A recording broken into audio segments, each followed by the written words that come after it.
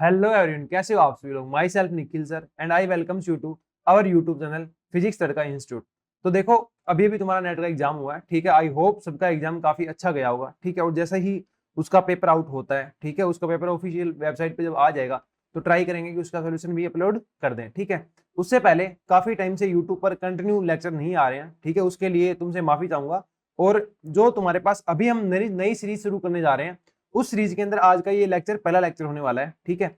देखो, तुम जितना मर्जी टेस्ट पेपर से और चीजों से प्रैक्टिस कर लो, ठीक है, पर जब तक तुम पीवाईक्यू प्रैक्टिस नहीं करते, तुम्हारा जो लेवल है वो उस लेवल का डेवलप नहीं हो पाता है, ठीक है। क्योंकि कोई भी एग्जाम क्वालिफाई करने के लिए सबसे इंपॉर्टेंट चीज क्या है कि तुम उस लेवल तक पहुंचो, ठीक है। ऐसा नहीं कि जैसे तुम्हारा लेवल ये है तो ऐसा नहीं कि तुम्हें इससे बहुत हाई का चीजें आनी चाहिए, और ऐसा भी नहीं कि तुम्हें इससे लो लेवल की चीजें आनी चाहिए। तुम्हें एग्जैक्ट इस लेवल पे जाना पड़ेगा, और वो तुमसे कब होगा, जब तुम बार बार उसी एग्जाम को प्रैक्टिस करोगे। कैसे? जो तुम्हारे डिसेंट के अंदर जो पेपर हुए हैं, ठीक है, उनको प्रैक्टिस करोगे। और मैं क्या देख रहा हूं अभी, पिछले काफी टाइम से बच्चों की रिक्वेस्ट आती है कि सर जून 2020 का नेट जो 2021 में हुआ था और अभी 2022 में हुआ था सितंबर में एग्जाम, ठीक है। एक सितंबर में हुआ था, एक फरवरी 2022 में हुआ था और एक तुम्हारा नवंबर 2020 में हुआ था, है ना। इन तीनों एग्जाम के सॉल्यूशन अवेलेबल नहीं हो पाते हैं, ठीक है। तो हम जो ये सीरीज शुरू करने जा रहे हैं, इसके अंदर ये जो तीनों एग्जाम है, नवंबर 2020 वाला एग्जाम जो नवंबर 2020 में हुआ था, उसके बाद एक एग्जाम हुआ तुम्हारा फरवरी 2022 में, एक हुआ था सितंबर 2022 में। इन तीनों क्वेश्चन पेपर को हम क्या करेंगे, वन बाय वन सोल्व करेंगे। और सोल्व करने के मेथड से तुम्हें ये भी पता लगेगा कि जो इजी और जो मॉडरेट क्वेश्चन होते हैं उन्हें ही अटेम्प्ट करना होता है। तुम्हारा नेट का एग्जाम कंप्लीट आता है 277.5 का, है ना। और 277.5 से तुम्हें ओनली अप्रोक्सीमेट 100 मार्क्स लेके आने होते हैं। वो तुम इजी और मॉडरेट क्वेश्चन भी करके ला सकते हो, ठीक है। तो थोड़ा सा जो मैटर करता है वो मैटर करता है क्वेश्चन सिलेक्शन और थोड़ी सी तुम्हारी स्ट्रेटजी, ठीक है। तो सबसे पहले तो मैं बात करूं, और इसके बाद भी इसको डिस्कस करते हैं। फिर भी तुम्हें कोई डाउट रह जाता है, ठीक है, किसी तरीके की कोई क्वेरी होती है, ठीक है। मोस्ट ऑफ द केसेस के अंदर बच्चे कमेंट के अंदर लिखते ही रहते हैं, सर आपको कांटेक्ट कैसे कर सकते हैं, ठीक है, कोर्सेज के बारे में कैसे जान सकते हैं। तो ये अपना व्हाट्सएप नंबर है 9560182735। आप इस पे विजिट कर सकते हो, ठीक है। और अपनी वेबसाइट जो है www.physicstadka.com, और इसके अलावा जो अपना ऐप है वो आप गूगल प्ले स्टोर से क्या कर सकते हो, डाउनलोड कर सकते हो, फिजिक्स तड़का नाम से, ठीक है। तो स्टार्ट करते हैं।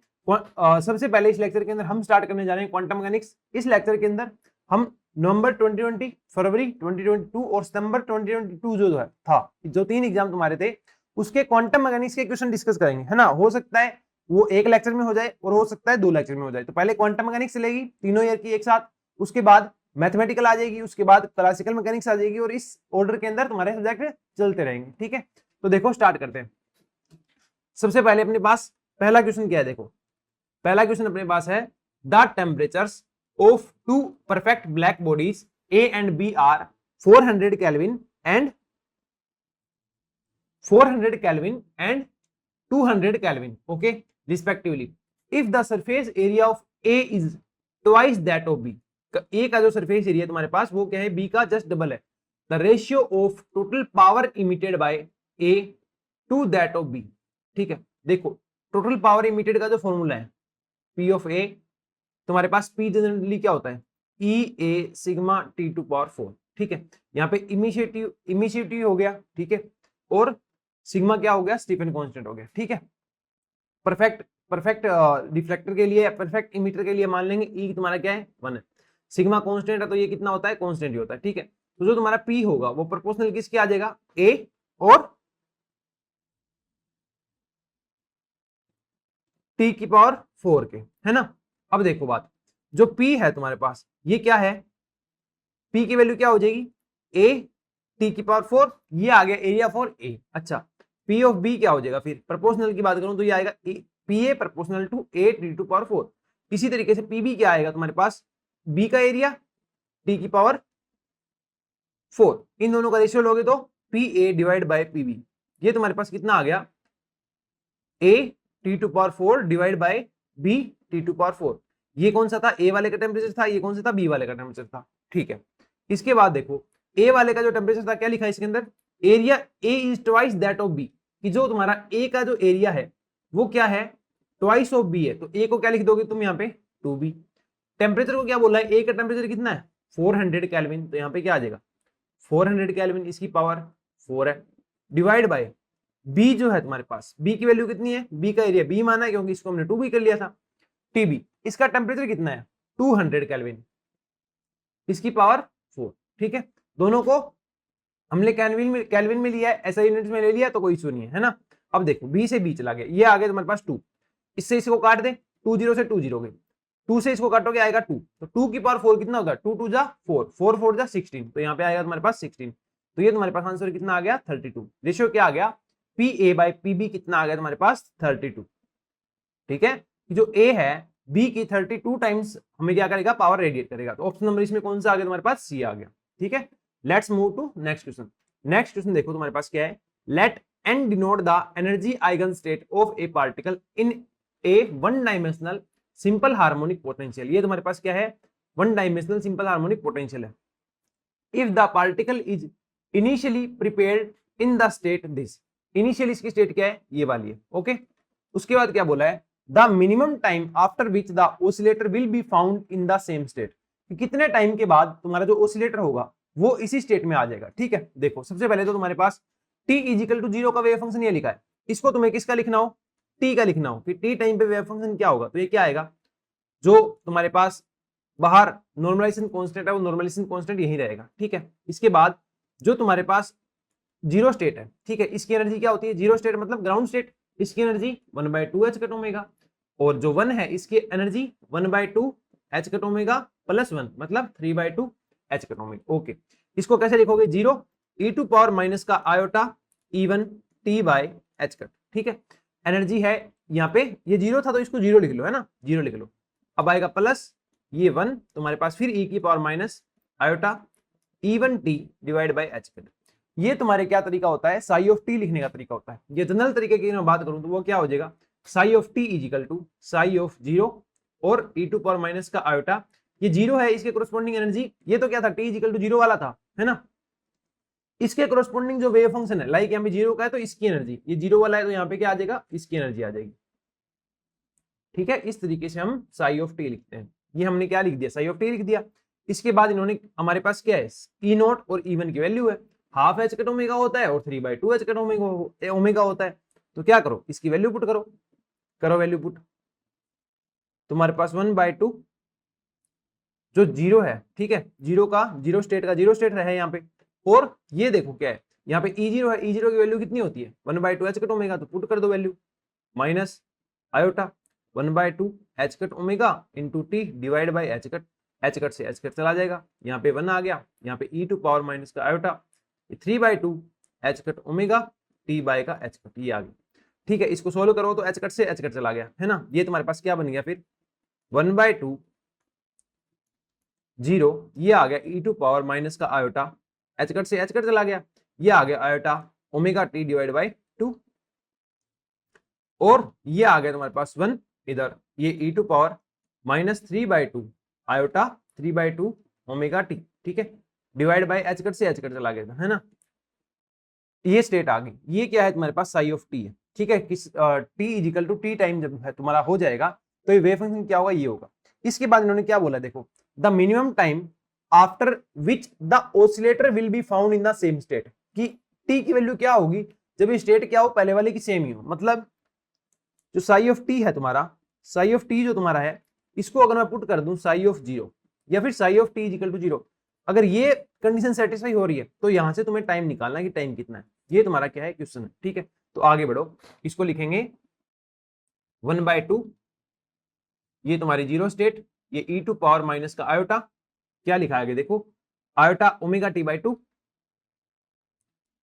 ओमेगा t बाई 2, यहाँ पे आ जाएगा 1, ये e टू पावर माइनस का 3/2 आयोटा ओमेगा t, है ना, ये स्टेट, और इसके इक्वल क्या रखना है, पहले वाली लिख देनी है 1/2 psi is equal to psi t is equal to 0 जो फंक्शन था वो पुट कर दो, 0 प्लस 1, ऐसी चीज आ गई। अब देखो इनको कंपेयर करो, है ना, इक्वल तो है ही, तो इसके कोफिशिएंट कंपेयर कर दो, कोफिशिएंट कंपेयर करोगे तो इससे वाले ये से इससे तो इसे कैंसिल हो गया, 1/√2 से 1/√2 कैंसिल हो गया, 0 वाला इक्वल रखोगे तो यहाँ से आ गया तुम्हारे पास e टू पावर माइनस का iota omega t by 2 is equal to 1, equation number 1।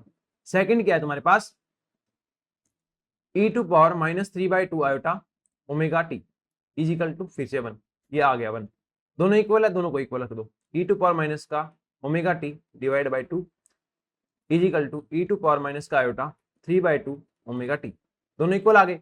इसको इधर लेके जाओ तो क्या आ जाएगा, इधर आ जाएगा 1, ये आ जाएगा तुम्हारे पास ई टू पावर माइनस का आयोटा ओमेगा टी, यहाँ पे तुम्हारे पास 1/2, इधर आएगा माइनस का 3/2, ये बच गया माइनस का 1, तो ये बच गया प्लस का 1, इधर है ना आयोटा ओमेगा टी प्लस का आ गया। ठीक है, 1 को तुम क्या लिख सकते हो, 1 को तुम लिख सकते हो तुम्हारे पास e to power iota 2 pi, ठीक है, या फिर लिख सकते हो e to power iota 0, because e to power iota x क्या होता है तुम्हारे पास cos x plus iota sine x, तो हमें आयोटा तो हटाना है, ठीक है, क्योंकि रियल नंबर है इधर, तो इसको कैसे लिखोगे,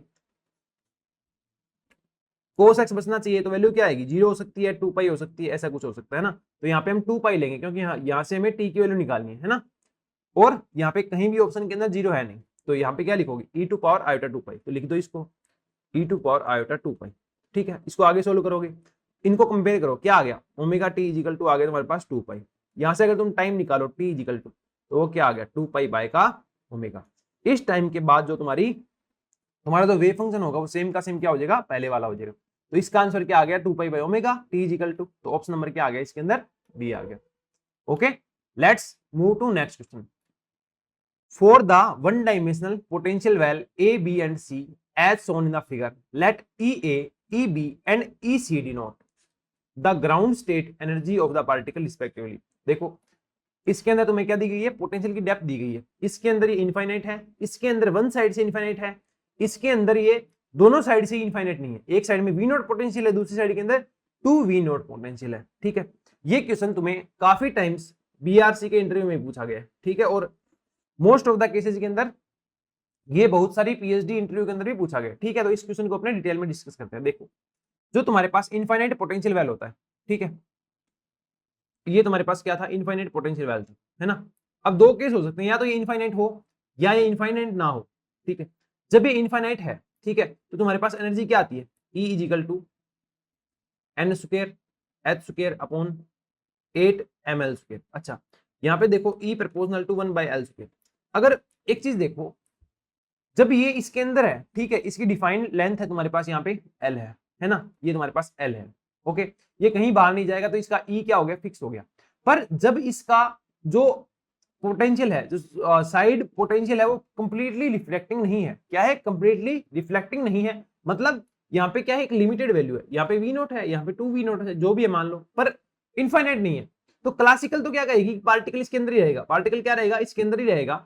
बट क्वांटम क्या कहती है कि पार्टिकल इसके अंदर नहीं रहेगा, कुछ ना कुछ फाइनाइट प्रोबेबिलिटी है उसके बाहर होने की भी।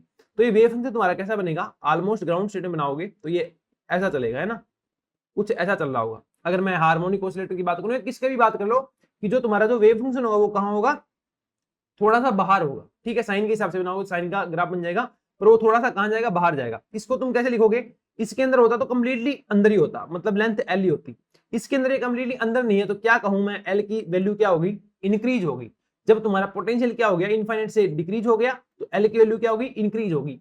L की वैल्यू इंक्रीज हो जाएगी होगी, तो फिर E की वैल्यू क्या होगी, डिक्रीज होगी, क्योंकि E प्रोपोर्शनल टू क्या था, 1/L स्क्वायर था। क्या बोला, दोबारा सुनो, जब इनफाइनाइट है, ठीक है, तुम्हारे पास यहाँ पे लेंथ क्या रहेगी, हमेशा L रहेगी, पार्टिकल इसको छोड़ के कहीं भी नहीं भागेगा। पर जब इसकी वैल्यू है, इसका जो पोटेंशियल है दीवारों का, वो क्या हो जाए, वॉल्स का जो पोटेंशियल है तुम्हारे पास, वो क्या हो जाए, फाइनाइट हो जाए, V नोट हो जाए, या फिर क्या हो जाए, 2V नोट हो जाए, कुछ भी हो जाए। तो फिर ये जो पार्टिकल है, ये जरूरी नहीं कि हमेशा यही रहेगा, है ना, वो स्केप करके जा सकता है। क्वांटम तो यही कहती है ना, क्लासिकल कहती रहेगा, पर क्वांटम कहती है फाइनाइट प्रोबेबिलिटी है कि वो बाहर भी निकल जाए, है ना। तो ये इसका वेव फंक्शन कहाँ रहने के चांस है, बाहर रहने के भी चांस है। अगर इसका वेव फंक्शन बाहर रहने के चांस है, तो मैं कह सकता हूँ ये लेंथ इसके लिए L नहीं है, ये थोड़ी क्या एक्सटेंडेड है, ये क्या हो जाएगा, L हो जाए, L से बड़ा हो जाएगा, ग्रेटर देन L हो जाएगा। अगर L बढ़ गया तुम्हारे पास, V छोटा था तो L क्या हो गया, बढ़ गया, L बढ़ गया तो E proportional to 1/L square से तुम देखोगे तो तुम्हें दिखेगा E की वैल्यू क्या हो गई, घट गई। ठीक है, अब तुम इस क्वेश्चन का आंसर आराम से कर सकते हो। ठीक है, देखो, जहां पे फाइनाइट होगा वहां पे एनर्जी क्या होगी, उतनी ही कम होगी, है ना। जहां पे इनफाइनाइट होगा वहां पे L क्या है, सफिशिएंट है, मतलब मिनिमम है, L कम है तो तुम्हारा E क्या होगा, ज्यादा होगा। तो इसके अंदर दोनों साइड में इनफाइनाइट है, मतलब इसके अंदर L डिफाइंड है, इसके अंदर एक साइड में डिफाइंड है, एक साइड में डिफाइंड, एक साइड में इनफाइनाइट डिफाइंड है, दूसरी साइड के अंदर इनफाइनाइट डिफाइंड नहीं है। मतलब इसकी जो लेंथ है वो क्या होगी, थोड़ी बढ़ेगी, है ना। यहाँ पे दोनों साइड के अंदर लिमिटेड है, मतलब वी नॉट है और 2 वी नॉट है, इनफाइनाइट कहीं भी नहीं है, तो तुम्हारी एल इसके अंदर क्या होगी, बहुत ज्यादा बढ़ जाएगी। अच्छा एल बढ़ गया तो ई इसके अंदर क्या हो जाएगा, बहुत ज्यादा घट जाएगा। एल बढ़ गया तो ई इसके अंदर थोड़ा घट जाएगा।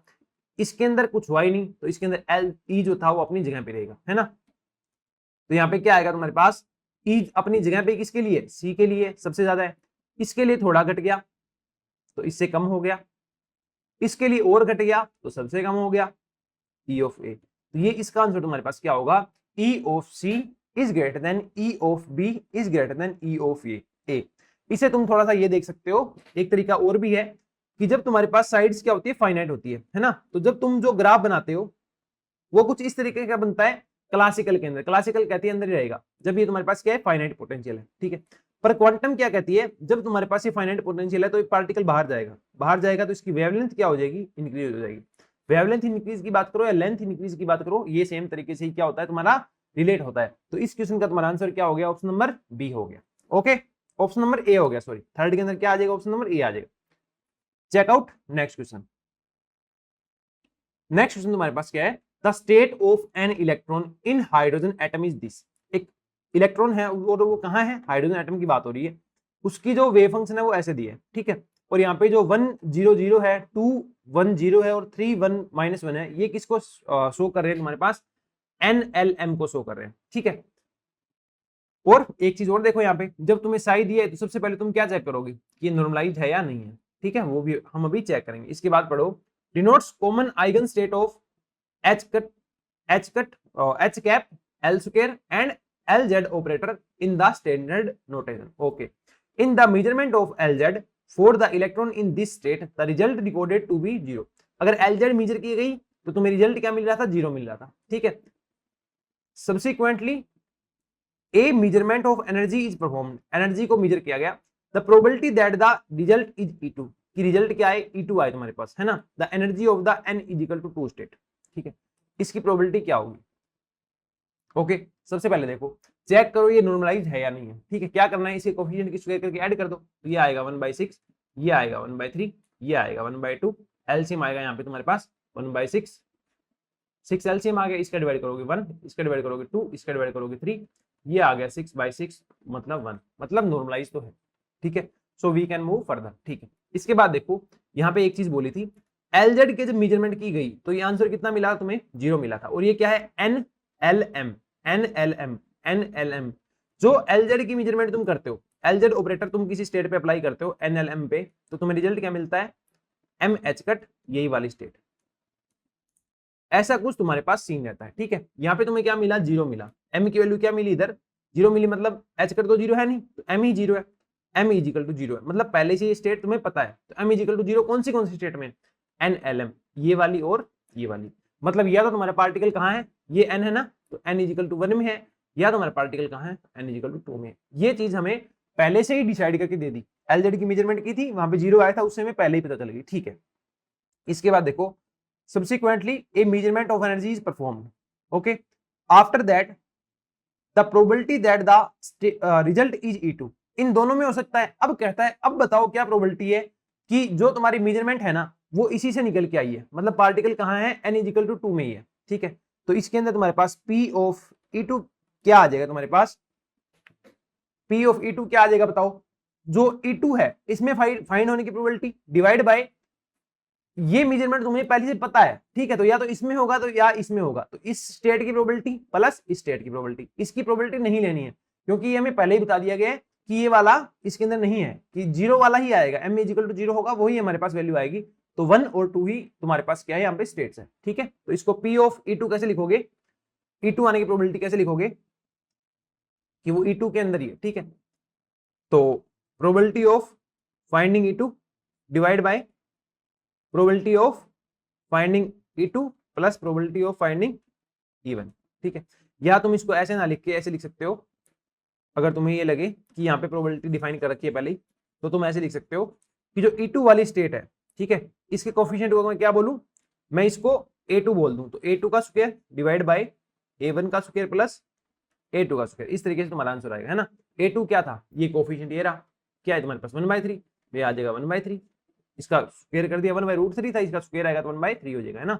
क्योंकि जब इस तरीके से तुम्हारा फंक्शन लिखा हो Sai is equal to C1 φ1 C2 φ2 और क्या हो नॉर्मलाइज हो, है ना, तो यहाँ पे तुम्हारे पास φ1 होने की प्रोबेबिलिटी क्या होती है, C1 स्क्वायर होती है, वही मैंने यहाँ पे यूज किया है। ओके 1/3 A1 स्क्वायर करोगे तो 1/6 है, तो इसका स्क्वायर करोगे तो 1/√6 है, तो इसका स्क्वायर करोगे तो 1/6 प्लस A2 स्क्वायर, फिर से क्या आ जाएगा 1/3। करें इसको सोल्व करो, इसको क्या लिख सकते हो 2/6, इसको 1/6, इसको 2/6, 6 से 6 हटा दो, क्या आ गया तुम्हारे पास 2/3। तो आंसर क्या हो जाएगा तुम्हारे पास, ऑप्शन नंबर सी हो जाएगा, 2/3 हो जाएगा कि पार्टिकल E2 के अंदर है, इस चीज की प्रोबेबिलिटी क्या है 2/3 है। यहाँ पे देखने वाली चीज क्या थी तुम्हारे पास, जो LZ था वो पहले ही मेजर करके तुम्हें दे रखा था, कितना आया था 0 आया था, तो ये दोनों स्टेट ही हो सकती थी। ओके तो इसके अंदर तुम्हारे पास आंसर क्या हो जाएगा 2/3, ऑप्शन नंबर सी हो जाएगा। ठीक है, let's move to next question. Next question देखो तुम्हारे पास क्या है, a two state system evolves under the action of the Hamiltonian H is equal to E naught AA plus E naught del BB, where A and B are the two orthonormal states. These states transform to one another under parity this and P B पर जब apply करते हो parity operator तो ये आ जाता है। If at t is equal to 0 the system is in the state of definite parity P is equal to 1। Initially कौन सी में P is equal to 1 में, the earliest time t T क्या होगा at which the probability of finding the system in the state of parity P is equal to -1 is 1, कि तुम्हारे पास P is equal to -1 में find out होने की probability क्या हो तुम्हारे पास 1 हो, वो अर्लीस्ट टाइम क्या होगा। ठीक है, इसके अंदर देखो तुम्हारे पास इस सबसे पहले H की वैल्यू लिखो, H तुम्हारे पास क्या है E नोट A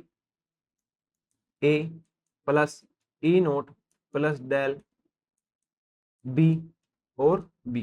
ठीक है, यहाँ पे A और B तुम्हारे पास क्या है स्टेट्स हैं। ओके इसके बाद तुम देखो इसको तुम मैट्रिक्स फॉर्म में कैसे लिख सकते हो, H की मैट्रिक्स बनाओ, कैसे बनाते हो H की मैट्रिक्स, जो A वाले हैं जिसके अंदर तुम्हारे पास A का क्या है कैट और बड़ा दोनों है, तो E नोट कहाँ जाता है, ये कंपोनेंट ऐसे आता है ना A A A A B A B A A B B।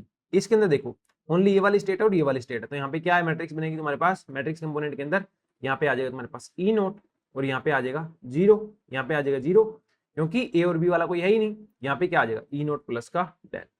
Okay अब देखो तुम्हें यहाँ से क्या करना है, तुम्हें यहाँ से निकालनी है इसकी आइगन वैल्यू, निकाले आ जाओ H माइनस का लैम्डा आई, इसकी डिटर्मिनेंट बनाओ और उसको क्या करो 0 करो, तुम्हारे पास लैम्डा की वैल्यू आएगी, करो चीजें यहाँ पे, ये आएगा तुम्हारे पास E नोट माइनस का लैम्डा 0 0 E नोट प्लस का डेल माइनस का लैम्डा इज इक्वल टू 0। ठीक है, इसको सोल्व करो, E नोट माइनस का लैम्डा E नोट प्लस का डेल्टा माइनस का लैम्डा इज इक्वल टू ये इन दोनों का मल्टीप्लाई माइनस का ये 0 माइनस का 0 इज इक्वल टू आगे 0। इसको सोल्व करोगे ये दोनों अलग अलग हैं तो इन दोनों को अलग अलग ही 0 रख दो, तो E नोट माइनस का lambda is equal to 0 comma E naught plus का डेल्टा माइनस का लैम्डा इज इक्वल टू 0। यहाँ पे तुम्हारे पास लैम्डा की जो वैल्यूज थी वो क्या आ गई, पहली वैल्यू आ गई E नोट, दूसरी वैल्यू आ गई तुम्हारे पास lambda is equal to del plus का E नोट। ठीक है, इसके बाद देखो तुम्हें क्या दे रखा था कि तुम्हारे पास ये वाली स्टेट है ना, अब और पैरिटी में कौन सी है P इज इक्वल टू 1 वाली स्टेट है, और ये तुम्हारे पास T टाइम के बाद कौन सी स्टेट हो जाए, T टाइम के बाद पहले स्टेट तुम्हारे पास क्या था फंक्शन था, है ना, इसका और इसका मिला के फंक्शन था जो भी था, है ना, इसकी जो आइगन वैल्यू तुम्हारे पास कौन सी है ये वाली है ये वाली है, तो नई स्टेट T टाइम बाद क्या हो जाएगी, T इज इक्वल टू 0 पे ये वाली है, T इज इक्वल टू 0 के ऊपर सिंपल 1 वाली थी, है ना, T is equal to T पे कौन सी हो जाएगी, तो निकालो क्या आएगा साई ऑफ T पे कौन सा आ जाएगा, एक फंक्शन ये था तुम्हारे पास A का कॉम्बिनेशन जिसके लिए आइगन वैल्यू ये मान लेते हैं। ठीक है, तो e टू पावर माइनस का iota E naught T by H cut plus दूसरा ये B वाली स्टेट आ गई, इसको क्या लिखोगे e टू पावर माइनस का iota E naught plus del into T by H cut. Okay, ये B आ गया तुम्हारे पास। अब इन्होंने क्या बोला है आगे, इसने आगे क्या बोला है कि इस वेव फंक्शन की अब क्या होनी चाहिए तुम्हारे पास, पैरिटी क्या होनी चाहिए -1 होनी चाहिए, क्या होनी चाहिए -1 होनी चाहिए, तो पहले लगाओ पैरिटी ऑपरेटर, पैरिटी ऑपरेटर अगर तुम ये इसको मैं मान लेता हूँ फाई ऑफ टी, तो P O psi of pi of P of five of T क्या आ जाएगा तुम्हारे पास, माइनस फाइव ऑफ टी आ जाएगा। ये करो, अप्लाई कर दो। नेक्स्ट पेज पे लिखें, यहाँ पे पाई है, ये तुम्हारे पास क्या था, फाइव ऑफ टी आ गया, और ये क्या आना चाहिए, माइनस का फाइव टी आ जाना चाहिए। करो अप्लाई। पाई किस पे अप्लाई करना है तुम्हें, ये इक्वेशन लिख दो पूरी पूरी साई ऑफ टी वाली। ये है तुम्हारे पास A E to power minus का iota E naught T by H cut plus B E to power minus का आयोटा ई नोट प्लस का del divide by H cut into का टी। ठीक है, यहाँ पे तुम्हारे पास क्या आ जाएगा, माइनस माइनस का फाइव ऑफ टी आना चाहिए ना अकॉर्डिंग टू क्वेश्चन। देखो माइनस फाइव ऑफ टी लिखो तो माइनस ये आ जाएगा ए, ये आ जाएगा e minus e naught t divide by H cut minus का B E to power minus का आयोटा ई नोट प्लस का del into t divide by H cut. अच्छा अब देखो ये दोनों चीजें इक्वल है ना। अच्छा इक्वल है, और अब साई जो तुम्हारा पाई जो तुम्हारा है पैरिटी ऑपरेटर, इस पे तो काम करेगा नहीं है ना, ए पे काम करेगा। पाई को ए पे लगाओ, जब तुम पाई को ए पे अप्लाई करोगे क्या आएगा, पैरिटी ऑपरेटर से बी चला जाएगा, बी में आ जाएगा, ये बी पे अप्लाई करोगे तो क्या आ जाएगा, ए आ जाएगा है ना। करो तो ए पे अप्लाई किया तो क्या आ जाएगा, बी आ जाएगा, तो ये बन गया B a to power minus का iota E naught T by H cut. ठीक है, इस पे अप्लाई करोगे तो ये आ जाएगा A E to power minus का आयोटा ई नोट प्लस का del into T by H cut is equal to तुम्हारे पास ये आ गया माइनस का A E to power minus का ई नोट टी बाई का एच कट माइनस का B E to power minus का iota E naught plus del t by का एच कट। ठीक है, कर दे कोफिशिएंट कंपेयर कर दो, क्या आ जाएगा, ई टू पावर माइनस का iota E naught T by H cut is equal to ये आ गया तुम्हारे पास minus e to power minus iota E naught plus का del divide by H cut into का टी। इससे इसको कंपेयर करोगे ये आंसर आएगा, इसको इससे कंपेयर करोगे तो भी ये सेम ही आंसर आएगा। ठीक है, तो इसी को अपने क्या कर लेते हैं, सोल्व कर लेते हैं, कर ले सोल्व। अच्छा देखो अब आगे सोल्व करने के लिए क्या करोगे, इसको ओपन कर लो थोड़ा सा, h cut is equal to minus e to power minus का iota E naught T by H cut, इसको तो टर्म को अलग कर दो, ई टू पावर माइनस का iota del t by H cut, इसको अलग कर दिया, कर दिया, इससे ये क्या हो जाएगा, चला जाएगा है ना। ये तुम्हारे पास क्या आ गया, minus one is equal to E to power minus का iota del t divide by का एच कट। माइनस वन कैसे होगा, माइनस वन कैसे आता है, कोस पाई से, तो यहाँ पे क्या लिखोगे, e to power iota pi है ना, e to power iota pi या e to power minus iota pi. ठीक है, तो तुम्हारा क्या होगा, माइनस वन वैल्यू आ जाएगी, इसको लेके चलो आगे, delta t divide by H cut. ठीक है, कुछ रहा तो नहीं ना, del t divide by H cut. ठीक है, कंपेयर करो क्या आएगा, pi is equal to del t by का एच कट, और यहाँ से तुम्हें क्या निकालना है, टी निकालना है, टी की वैल्यू क्या आ जाएगी तुम्हारे पास, एच कट पाई बाई का डेल। तो तुम्हारे पास टी की वैल्यू क्या आ गई, H cut pi by del. ये टाइम है जिसके ऊपर तुम्हारे पास क्या होगा, जो तुम्हारा नया वेव फंक्शन आ रहा होगा उसकी पैरिटी क्या होगी, माइनस वन होगी। ठीक है, ये आंसर कहाँ है तुम्हारे पास, ऑप्शन नंबर बी में है, तुम्हारे पास आंसर क्या हो जाएगा, यहाँ पे बी हो जाएगा। क्या किया, जो पहले हैमिल्टन ने दिया गया था उसके करस्पॉन्डिंग क्या किया, उसकी मैट्रिक्स बनाई, फिर क्या किया, उसकी आइगन वैल्यूज बनाई, उसके लिए दो ऑर्थोगोनल स्टेट दी गई थी। ठीक है, तो उनको अपन ने कैसे लिख दिया, तुम्हारे पास एनर्जी करस्पॉन्डिंग लगा के, ठीक है, उसको फाई ऑफ टी लिख दिया, टी इजिकल टू टी पे उसका वेव फंक्शन बना दिया। ठीक है, अब क्या बोला है, टी वाला जो वेव फंक्शन आ रहा है, ठीक है, इसकी पैरिटी क्या होनी चाहिए, टी वाला जो वेव फंक्शन आ रहा है इसकी किसी टाइम पे पैरिटी क्या हो जानी चाहिए, माइनस वन हो जानी चाहिए। हमने इसकी पैरिटी क्या कर दी, माइनस वन ले ली, माइनस वन लेके इसकी वैल्यू पुट कर दी, कोफिशिएंट कंपेयर कर दी ए और बी स्टेट के, इधर क्या किया, पैरिटी वाला ऑपरेटर ए और बी पे अलग अलग से अप्लाई कर दिया, इसको सोल्व कर लिया, हमारा क्या आ गया, आंसर आ गया। ठीक है, नेक्स्ट क्वेश्चन देखो क्या बोला है, a particle with incoming wave vector k vector after being scattered by potential V r is equal to C by r square. देखो ये क्या है, सिर्फ आर स्क्वायर पे डिपेंड कर रहा है, मतलब ये कैसा पोटेंशियल है तुम्हारे पास, सेंट्रल पोटेंशियल है। ठीक है, यहाँ पे दो तरीके के पोटेंशियल होती है, एक होती है सेंट्रल पोटेंशियल, दूसरा होता है जनरल पोटेंशियल। दोनों के लिए फॉर्मूले तुम्हें अलग से याद रखने चाहिए। ठीक है, ड्राइव तुम उनको नहीं कर सकते एग्जाम के अंदर बैठ के। ओके, क्वेश्चन देखो क्या था, a particle with incoming wave vector k vector after being scattered by a potential V r is equal to C by r square goes out with a wave vector k dash vector the differential scattering cross section calculated in the first Born approximation depend on k q k vector minus का k dash vector h. Incoming wave vector क्या था, के vector था, outgoing कौन सा था, के dash vector था, पोटेंशियल क्या था, के बाय आर स्क्वायर था, ठीक है। और क्यू क्या है तुम्हारे पास, के वेक्टर माइनस का के डैश वेक्टर है। तो डिफरेंशियल क्रॉस सेक्शन है वो कैसे डिपेंड करेगा तुम्हारे पास क्यू पे। तो सबसे पहले इसका जो फॉर्मूला होता है, ठीक है, जो डिफरेंशियल क्रॉस सेक्शन तुम्हारे पास होगा D phi by D omega, ऐसा कुछ होता है ना। डिफरेंशियल क्रॉस सेक्शन जो होता है D phi by D omega, या फिर इसको D omega by D phi ऐसे कुछ लिखते हैं, ठीक है। तो इसके अंदर, या फिर इसको मैं लिख देता हूं, तुम्हारे पास डिफरेंशियल क्रॉस सेक्शन है ना, इसको मैं लिख देता हूं डी ऑफ थीटा।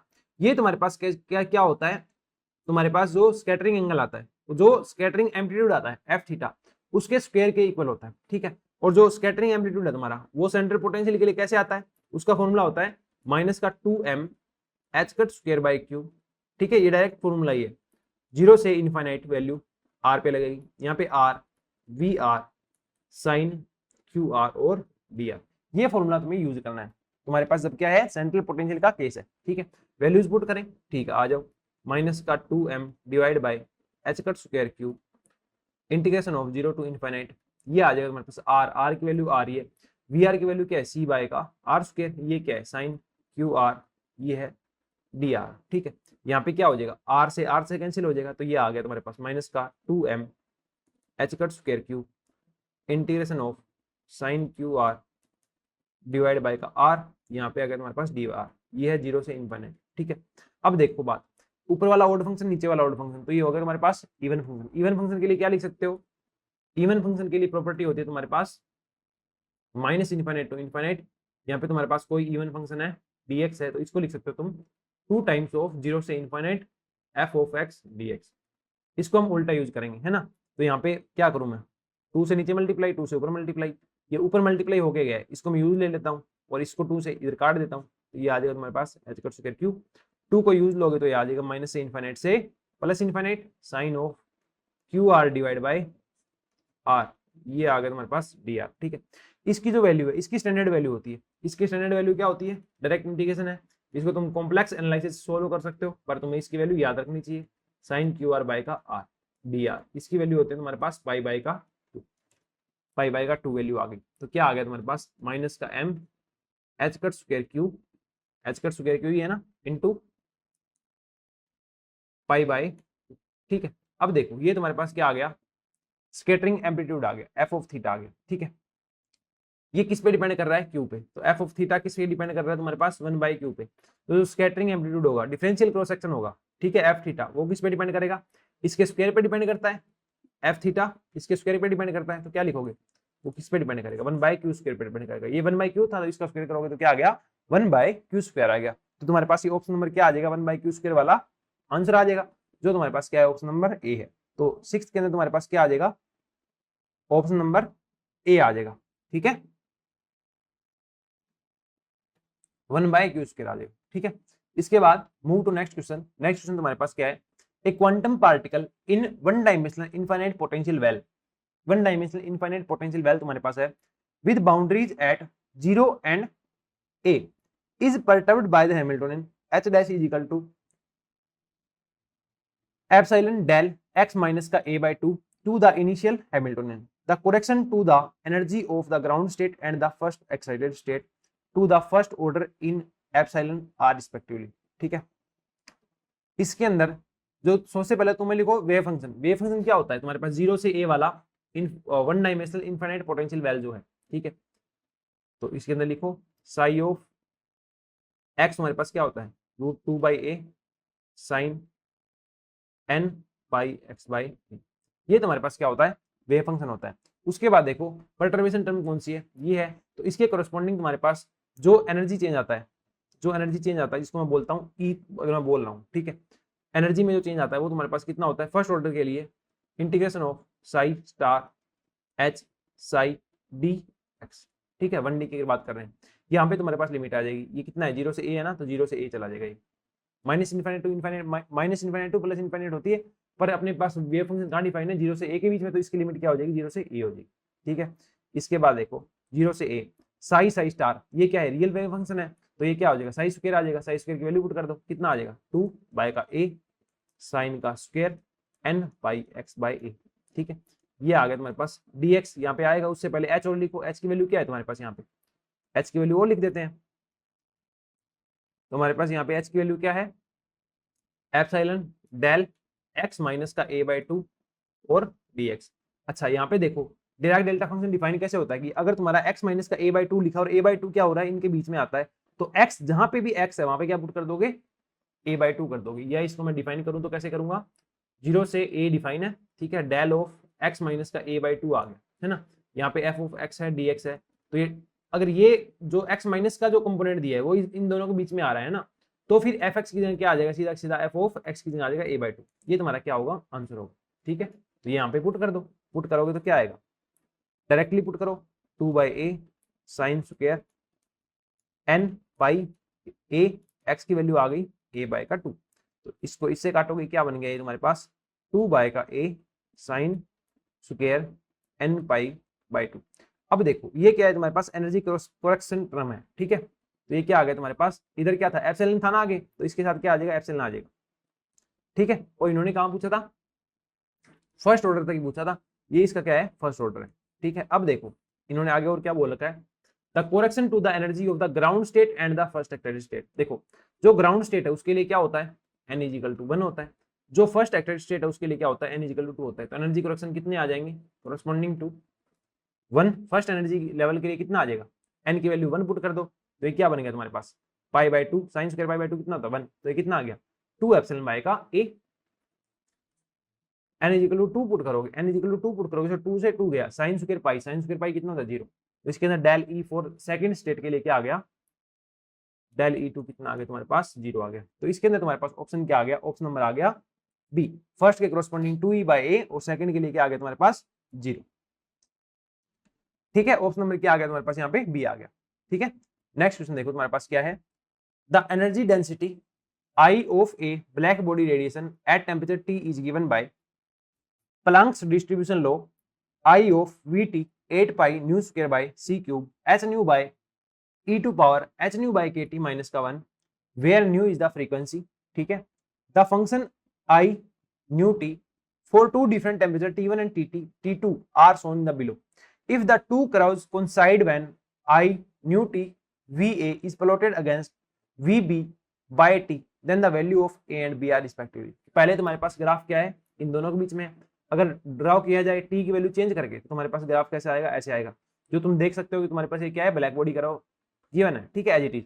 उसके बाद क्या बोला, अगर तुम्हारे पास आई की जगह क्या हो, आई आई क्या है यहाँ पे, intensity I V I nu to power A is plotted against nu to power B divide by T then the values of A and B. अगर इनके बीच में तुम्हारे पास क्या किया जाए, ग्राफ खींचा जाए, तो ये टी पे इंडिपेंडेंट नहीं आना चाहिए। इस केस के अंदर ए और बी की वैल्यू क्या होगी, ठीक है, ये तुम्हारे पास क्वेश्चन है।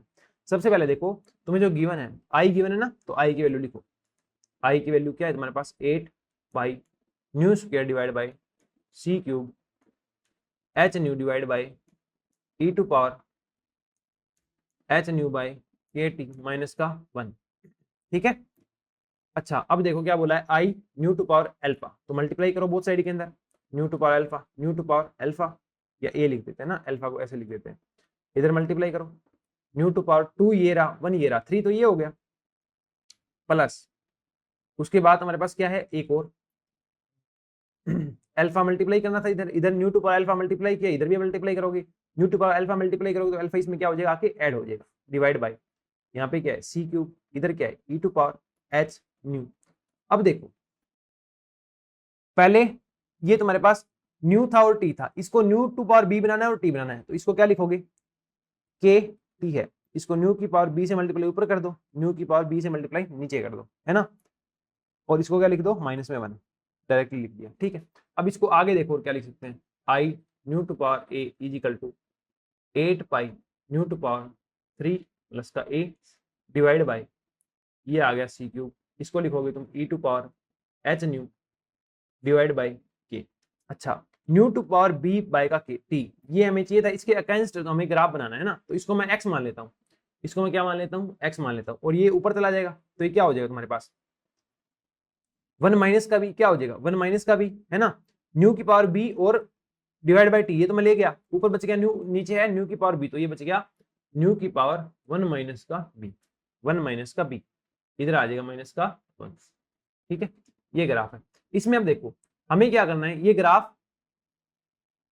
तुम्हारे पास कैसे आना चाहिए, इसमें और इसमें जब तुम ग्राफ बनाओ, एक तो ग्राफ बनाओ इसके वर्सेज में, इसके वर्सेज एक्स का ग्राफ बनाओ, तो तुम्हारे पास क्या होना चाहिए, वो सेम आना चाहिए, मतलब वो न्यू पे डिपेंड नहीं करना चाहिए। न्यू पे डिपेंड कब नहीं करेगा, जब यहाँ पे न्यू की पावर क्या हो जाए, 0 हो जाए, और यहाँ पे न्यू की पावर बाकी पावर क्या हो जाए, 0 हो जाए। तो यहाँ से तुम्हारे पास केस निकल के क्या आया कि तुम इसको कैसे कर सकते हो, ये तुम्हारे पास 8 पाई हो जाए, ये सी क्यूब हो जाए, ये ई टू पावर एच,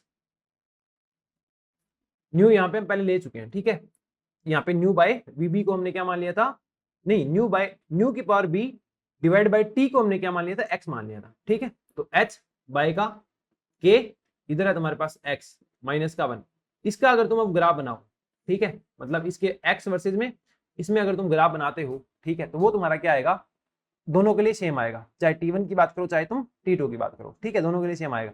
इस कंडीशन के लिए क्या होना चाहिए, ये वाला 1 होना चाहिए, ये वाली चीज 1 होनी चाहिए, और ये वाली चीज भी 1 होनी चाहिए। तो लगाओ कंडीशन अप्लाई करो, न्यू की पावर 3/a, ये 1 का कब होता है, जब इसकी पावर क्या हो, 0 हो, या फिर मैं कह दूं 3 + a = 0, या फिर a = क्या आ गया, माइनस का 3।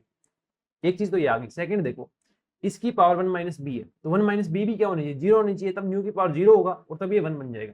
तो 1 माइनस बी की पावर 1 माइनस बी = 0, या फिर यहाँ से कह दो b = क्या आ गया तुम्हारे पास, 1 आ गया। तो कंडीशन क्या आ गई तुम्हारे पास, a और b की वैल्यूज क्या आ गई, एक तो आ गया -3, एक क्या आ गया 1। तो 8th के अंदर तुम्हारे पास आंसर क्या आ गया, डी आंसर, कि a की वैल्यू क्या हो -3 कर दो और b की वैल्यू क्या कर दो तुम 1 कर दो, तब जाके तुम्हारे पास जो ये ग्राफ है T1 और T2 के लिए क्या आ जाएगा, सेम आ जाएगा। क्यों, क्योंकि जब ये वाला जो ग्राफ बन गया ना, ये इन पे डिपेंड नहीं कर रहा टी पे। ठीक है, नेक्स्ट क्वेश्चन देखो तुम्हारे पास क्या है, which of the following two physical quantities cannot be measured simultaneously with arbitrary accuracy for the motion of a quantum particle in 3 dimensions। देखो cannot be measured simultaneously, देखो साइमल्टेनियसली मेजर तुम कब कर सकते हो, जब उनके अंदर तुम क्या कर सको, उनको एक साथ मेजर कर सको। ठीक है, लाइक मैं बोलूं मोमेंटम का एक्स कंपोनेंट और मोमेंटम का बाई कंपोनेंट। ठीक है, इसको जब निकालोगे इसकी वैल्यू कितनी आएगी, 0 आएगी, मतलब इसको तुम एक साथ मेजर कर सकते हो, कहीं कोई इशू नहीं है। ठीक है, मेजर कर सकते हो। अब can not be measured simultaneously मतलब उनका जो तुम्हारा कम्यूटेटर ब्रैकेट होगा ए और बी का, अगर तुम्हारा कम्यूटेटर ब्रैकेट क्या हो गया, 0 आ गया, मतलब क्या कर सकते हो, साइमल्टेनियसली इनको मेजर कर सकते हो।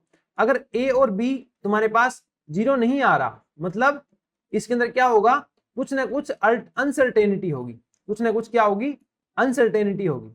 ठीक है, इनको तुम साइमल्टेनियसली मेजर नहीं कर सकते, अगर इनकी वैल्यू क्या आ जाए तुम्हारे पास, नॉन जीरो आ जाए। अच्छा, इसके बाद तुम्हें एक कंडीशन बताए क्या, कि जो एल ऑपरेटर है, लाइक ये LX है, जिसके साथ भी होगा, देखो यहाँ पे बहुत सारे ऑपरेटर लिखे हैं, ये लिखा है, ये लिखा है, ये लिखा है, ये लिखा है। ठीक है, अब तुम्हें जरूरी नहीं चारों चेक करने हो, जिस एक पे तुम कॉन्फिडेंट हो वहां से भी तुम्हारा काम चल सकता है। जैसे कि जो LX ऑपरेटर है वो किस तरीके से काम करता है, लाइक LX तुम्हारा है LY के साथ, तो ये कैसे करेगा, इसको एक स्टेप आगे लेके जाएगा, मतलब X है Y है तो ये Z में चला जाएगा LZ, और आगे आ जाएगा आयोटा H कट।